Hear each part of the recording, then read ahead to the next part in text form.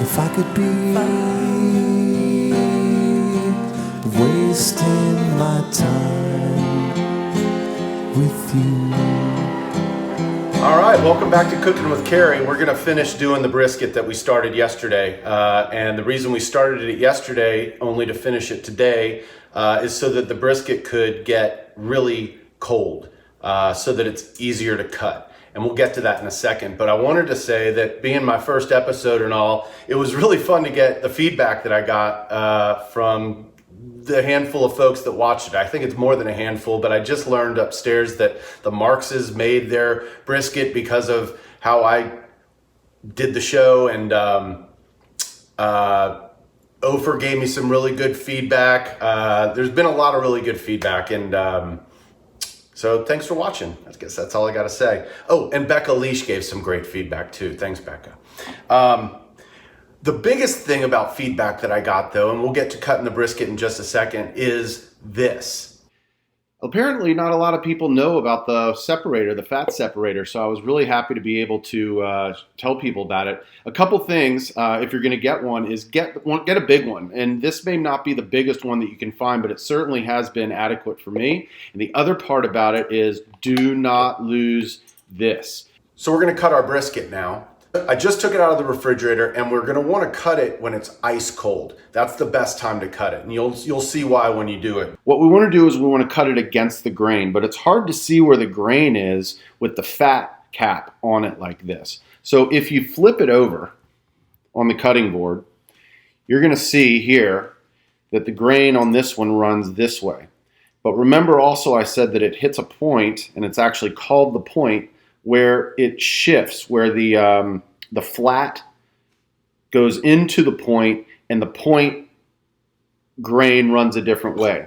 So what we want to do, if we can, is try and cut that point off. And if you remember correctly,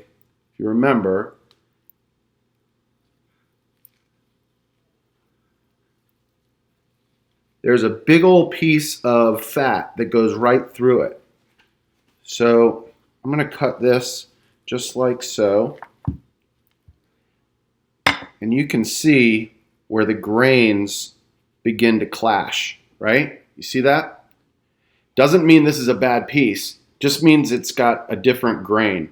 And I'm actually going to save this. I'm not even going to cut this right now. I'm only going to cut my brisket. And let's see if you can see the grain, how it, just like this, right? So if you want to grab your knife, make sure it's sharp, and you want to start at, not to confuse the point here with the point that we just cut off, but give it a slice. And you can choose how thick you want to slice it. Depending on how much you cooked it will determine how tender and brittle it is, because it could fall apart on you, which is one of the reasons why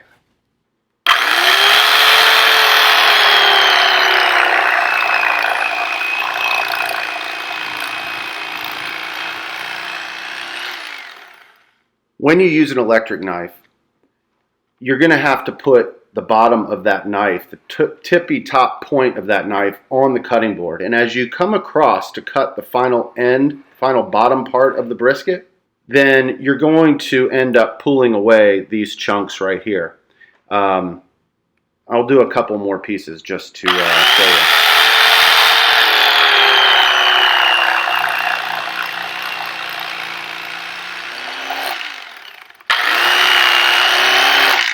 You can't see this, but if I was to take that apart, you see how that piece just kind of falls off like that? So sometimes it's actually nicer to just use a regular knife.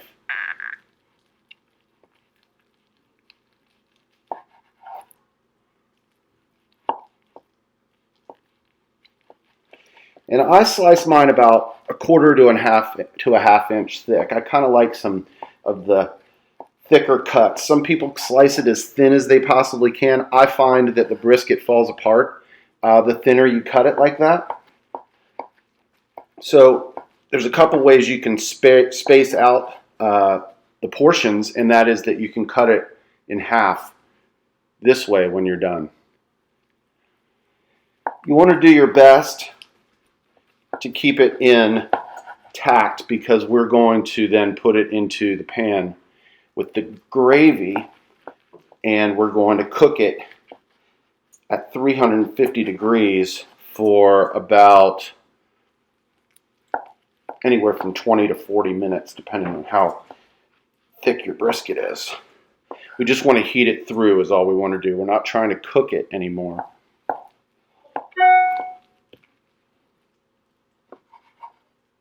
So I've got plenty of brisket now. I'm actually going to pull this part aside and leave it uncut. You know, the thing about brisket is once you cut it and it's hot, it dries out really quickly. Typically, if you've got a hot brisket and you've got like 2 or 3 people or 4 people that are going to eat it, you're going to want to cut it for them immediately. But don't cut the rest of the brisket if it's hot. If it's cold like this, then just remember to reserve a little bit. Thing about a cutting board real quick, just to tell you, is I've got a cutting board that I cut only meat on, and then I've got a cutting board that I cut everything else on. So we're going to want to keep this as tight together as possible. Now, one more thing about the cutting board is that you don't want it to slide around when you're cutting it. And the reason mine did not is because I took a paper towel, I wet it, and I put it right under here. You want to wring it out so that it's not completely soggy because wetness is not good for a cutting board. So we've got our brisket right here. And this is what we're going to bake in the oven. See how much smaller it is? Now, of course, I've taken some away. But even with that, it's so much smaller than it was yesterday when we cooked it. It shrunk up to be about half of what it was. Here's that gravy that we made yesterday. We're going to pour a bunch of this into here. And if you want to, you could even add a little bit of water to it because it's really potent. To give it a little bit more space, you could add a little chicken stock, a little beef stock, to give a little bit more volume.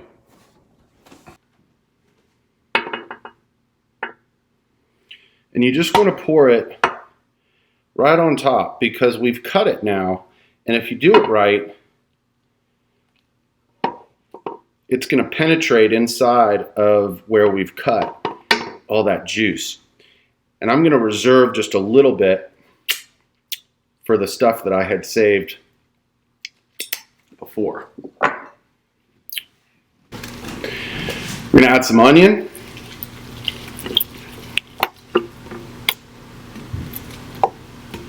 We're going to add some carrots.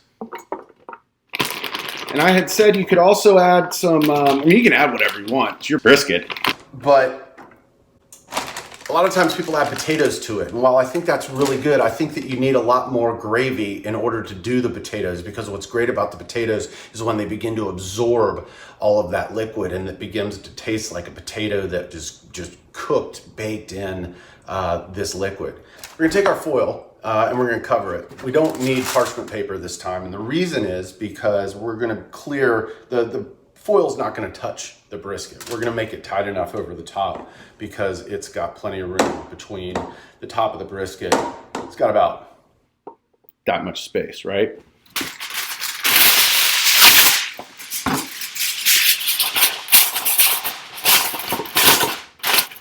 We want to make it as tight around as possible.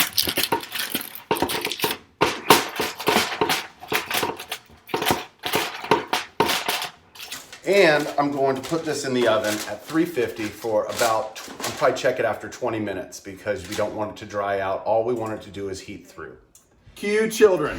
The money shot! All right, folks, here we go. We're going to take out the brisket that we started yesterday, we cut up today, we put it in the pan with the gravy that we made, and we're about to take it out. This is what we like to call the money shot! Here we go. We're going in. Come waste your time with me. Come waste your time with me. It's good.